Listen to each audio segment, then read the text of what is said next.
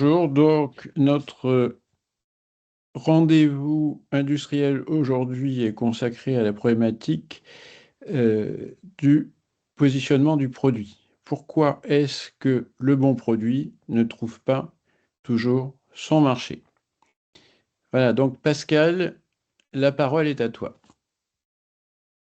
Ok, bonjour Pascal Vergine. Euh, alors aujourd'hui, on va aborder le sujet comment trouver son marché lorsqu'on essaie de lancer un produit ou un service ou même une gamme de produits. Et donc, on va partir sur une étude de cas. Donc, il s'agit en fait d'une entreprise, une entreprise de transport de conversion d'énergie de 80 personnes qui fait, on va dire, 12 millions d'euros de chiffre d'affaires. Euh, et en fait, cette entreprise, elle a une gamme de produits d'éclairage public. Alors, qu'est-ce que c'est? C'est en fait, ils fournissent des postes de transformation dans lesquels il y a un transformateur qui remonte la tension de 3 fois 400 volts à 3 fois 6,6 kilovolts. Et donc, bien sûr, il baisse donc du coup l'intensité du courant et il transporte ce courant sur plusieurs kilomètres jusqu'à un groupe de lampadaires et il rabaisse la tension pour les alimenter en 3 fois 400 volts. Ça permet donc d'avoir moins de pertes joules, d'avoir des câbles section plus faibles et donc on va dire, une de leurs gammes de produits. Ensuite, ils ont une autre gamme de produits qui est pour l'éclairage des pistes d'aéroport et leur équipement communique par courant porteur. Il s'agit en fait de régulateurs à courant constant, en fait c'est de l'électronique de puissance et des convertisseurs, avec des systèmes de modules de communication par courant porteur et puis une partie software pour téléopérer l'éclairage des pistes et puis bien sûr les feux aéroportuaires. Et en fait, le dirigeant, il a une idée, mais vraiment brillante. Et il veut adapter sa gamme de produits de transport d'énergie et il veut concevoir un onduleur photovoltaïque de 10 kVA qui pourra communiquer par courant porteur. Alors pourquoi? C'est pour transporter efficacement l'énergie en haute tension dans les grandes centrales photovoltaïques, celles qui font plusieurs mégawatts crête, hein, et qui font plusieurs kilomètres carrés. Donc il y a beaucoup de longueur de câbles, hein. Et donc, puisqu'on on transporte sur de grandes distances pour l'éclairage public de l'énergie, ils pensent faire exactement la même chose dans les grandes centrales photovoltaïques.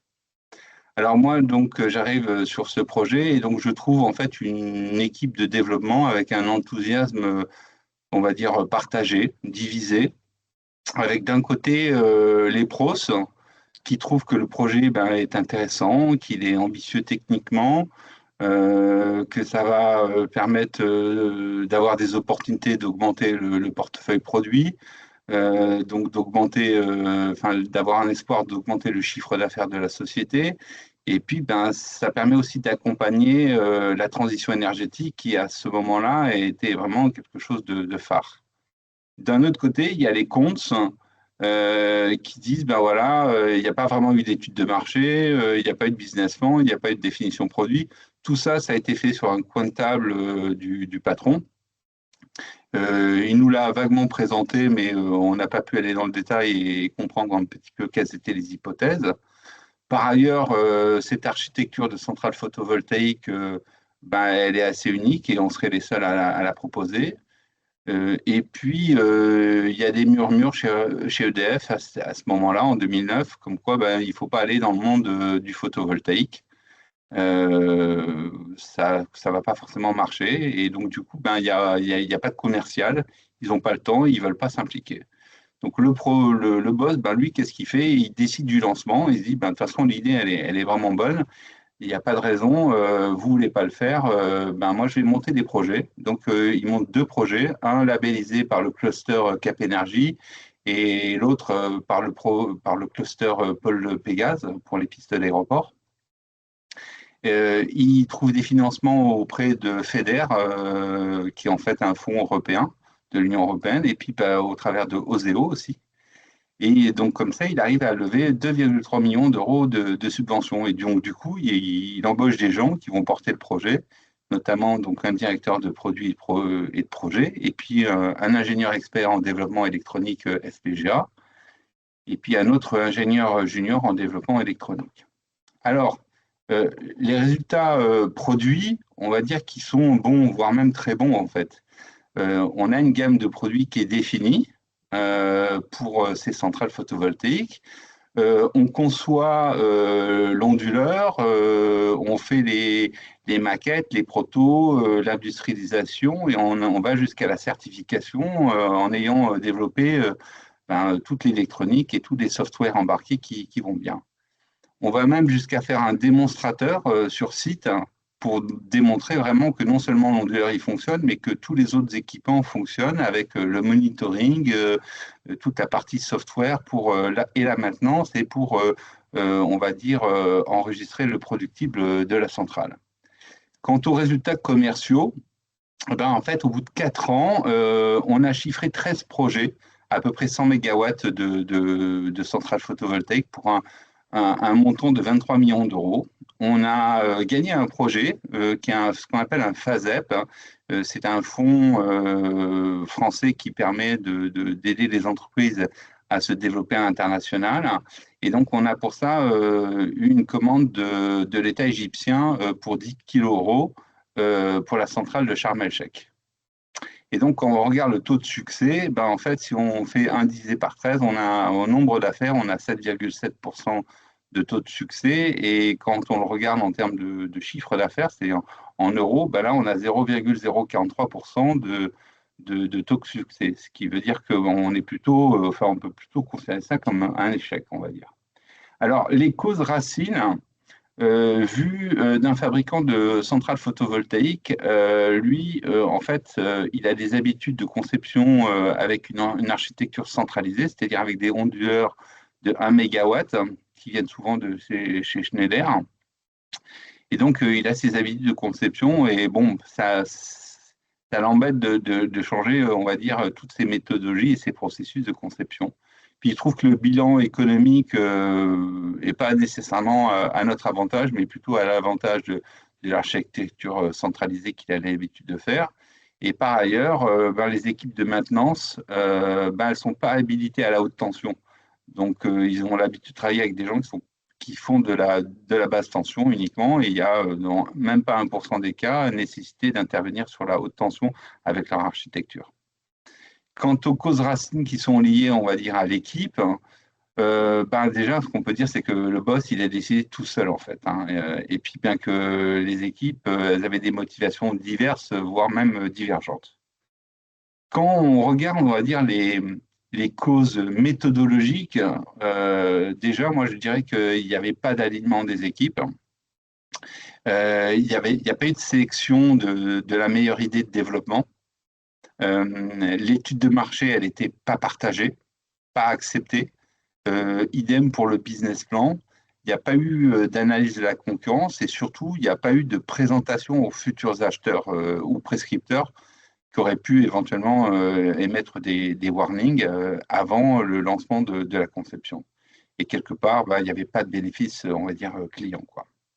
Alors, qu'est-ce qu'il aurait fallu faire? Et en fait, il aurait fallu, on va dire, mettre en place, on va dire, la méthode de la transformation en 5 étapes.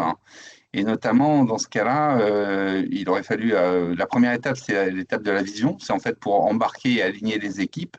Ça permet notamment les aider à réfléchir sur les enjeux du monde, les enjeux du marché qu'ils ont l'habitude sur lesquels ils interviennent, les enjeux de leurs clients, quelles sont leurs compétences, quels sont, on va dire, leurs outils de production, leurs outils industriels, et puis de là, définir un tas d'idées qui ensuite passent par un système de raffinage, c'est ce qu'on appelle le pipe des idées, pour sélectionner en fait la meilleure idée de manière transparente.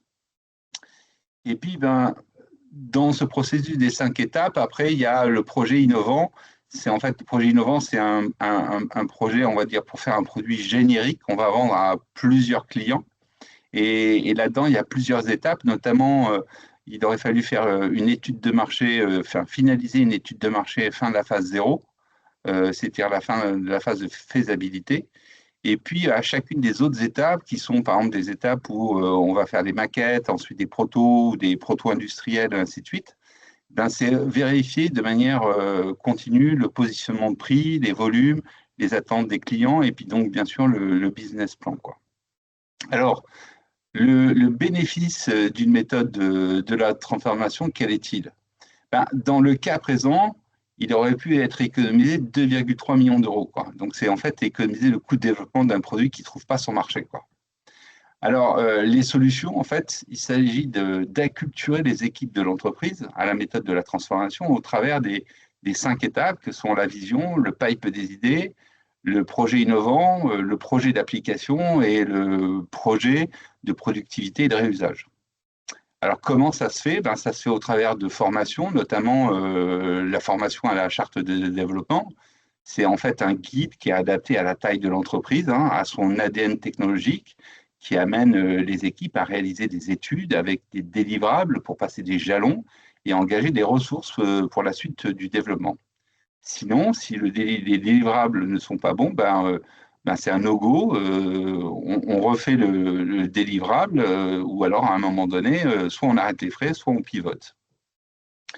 Et puis, toujours dans les formations, on apprend à créer une équipe projet, notamment à créer la cohésion, la compétence, à définir les rôles de chacun et voire même à créer de la polyvalence, c'est-à-dire que les gens comprennent le métier de l'autre et donc sachent ce qu'ils doivent attendre de l'autre et ce qu'ils doivent fournir aux autres.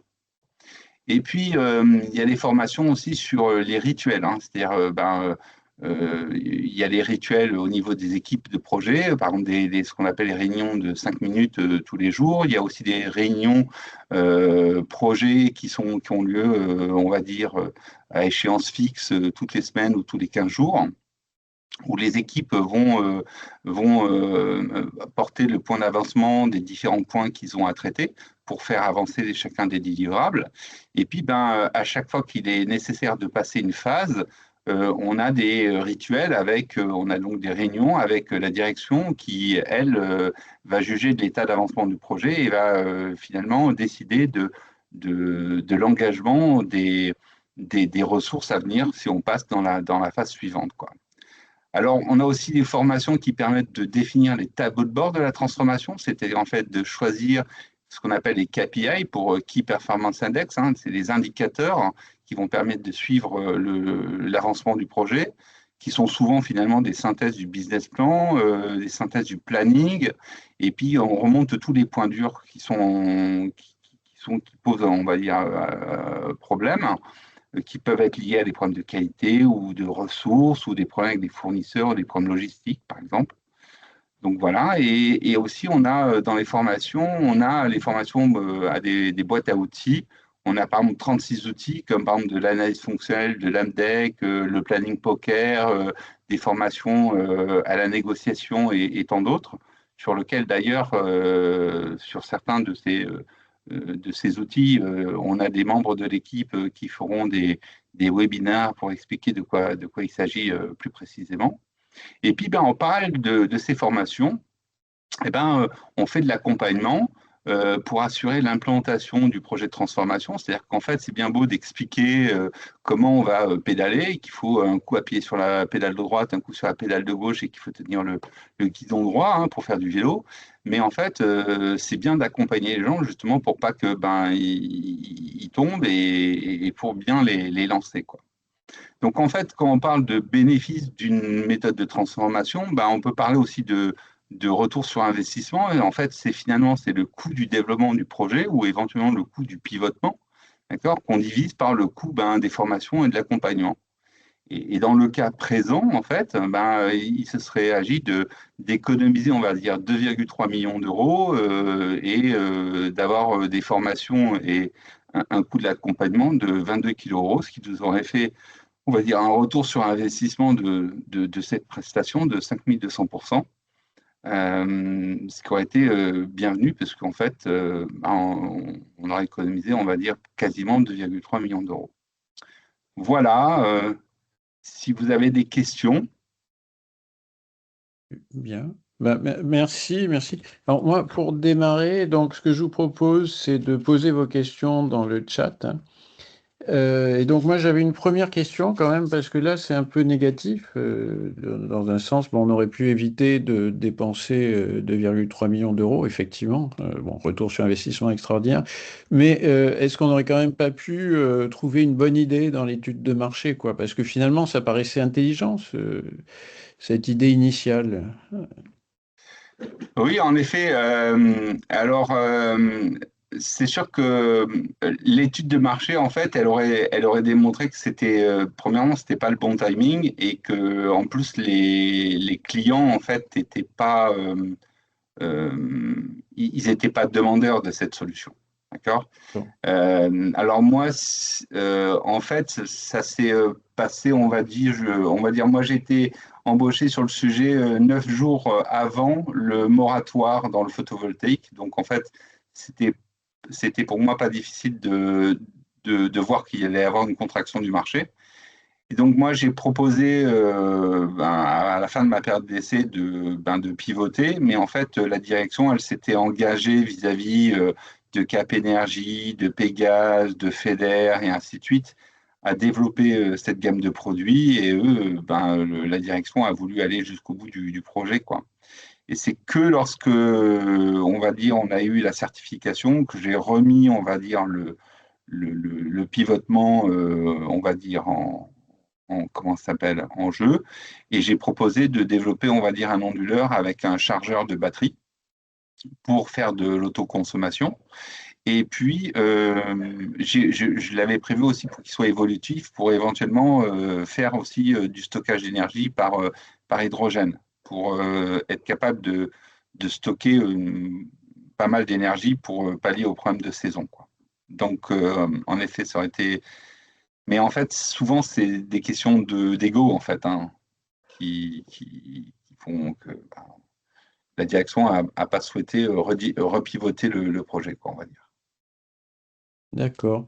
Alors, une autre question, c'est, là on a vu plusieurs problèmes, hein, le dirigeant qui décide seul dans son bureau, l'équipe qui n'est pas alignée, et puis le marché qu'on n'a pas étudié, il y a un gros obstacle. Mais est-ce qu'il y a d'autres questions? Est-ce qu'il y a d'autres sujets, d'autres problèmes qui peuvent se poser, Oui, qui peuvent oui, faire alors échouer en le fait, bon produit, quoi? oui, alors en fait, les embûches, elles sont nombreuses, et elles sont de nature différente, hein, en fait, hein. En fait, on peut ne pas trouver son marché, hein, si on peut ne pas avoir, on peut ne pas être successful dans le développement de son projet pour des tas de raisons. Par exemple, ça peut être réglementaire, normatif.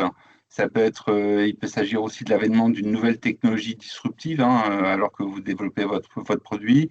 Ça peut être lié à un environnement des clients cibles. Ils peuvent changer à cause de fusion-acquisition ou de facteurs économico-géopolitiques, par exemple les taux d'emprunt, les subventions et autres. Et puis, il y a le coût et le prix de vente du produit aussi qui peut évoluer drastiquement, hein, durant le projet. Ils peuvent être des freins, hein, pour atteindre les objectifs de vente. Après, il y a l'environnement concurrentiel, hein, qui peut être aussi qui peut être un souci sur le projet, hein.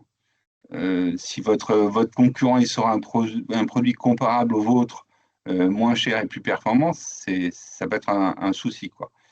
Il y a la robustesse des fournisseurs et des partenaires, hein, qui peuvent être des embûches. Il y a les soucis techniques, hein, qui peuvent conduire à des problèmes de qualité médiocre, à des délais qui s'allongent, à une déception client, à une image de marque dégradée. Quant à la capacité du produit à être maintenu à distance, hein, ça aussi sera un impact sur sa distribution, hein, c'est-à-dire son développement géographique et notamment à l'international. Ensuite, la conception d'un produit qui peut être commercialisé à la pièce ou sous forme de contrat de service, ça peut être, on va dire, un booster à son adoption ou pas par le marché, quoi. Donc en fait, sans être exhaustif, et pour finir, hein, le timing de la mise sur le marché, il est aussi assez important, quoi. Donc, il y a beaucoup de paramètres qui rentrent en jeu pour qu'un produit trouve son marché, en fait. Les écueils sont nombreux et justement, cette méthodologie de la transformation, elle permet de checker on va dire, à chaque jalon de chaque étape, comme quoi on est toujours dans les clous, quoi. Alors, il y a une question qu'on devrait tous se poser, effectivement, c'est est-ce que l'intelligence artificielle peut aider à gérer le projet? Alors, peut-être à faire l'étude de marché. Alors, l'étude de Ouais. marché, oui, ça peut aider. Moi, personnellement, je sais que je m'en sers beaucoup. Ceci étant, après, il faut quand même beaucoup vérifier les données que sortent les différents moteurs d'IA. Et en fait, moi, quand même, au bout du compte, il faut aller voir les clients.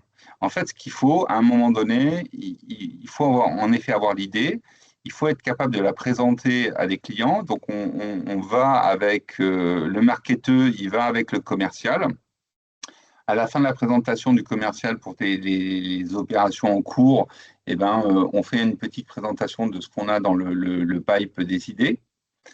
Et là, on essaye de sentir un petit peu la température et comment vous verriez le produit, combien vous serez prêt à en acheter, quels seraient les prix, et ainsi de suite. On pose des tas de questions comme ça et on essaye finalement de se créer un volant de futurs clients et des attentes de chacun de ces clients, quoi. Donc l'IA, oui, bien pour commencer, notamment pour segmenter le marché. Ensuite, après, il faut aller sur le terrain, quoi, en fait, hein. Il n'y a D'accord. rien de mieux, quoi. Alors, justement, comment être sûr vraiment qu'on a trouvé son marché? Alors, comment être sûr Est-ce qu'on peut l'être vraiment sûr? Alors, Voilà. pour maximiser son taux de succès, ben, il faut adapter le processus des 5 étapes de la transformation, en fait, hein. Il faut réaliser tous les délivrables de ce processus. Il faut utiliser tous les outils systémiques du développement d'un produit, hein.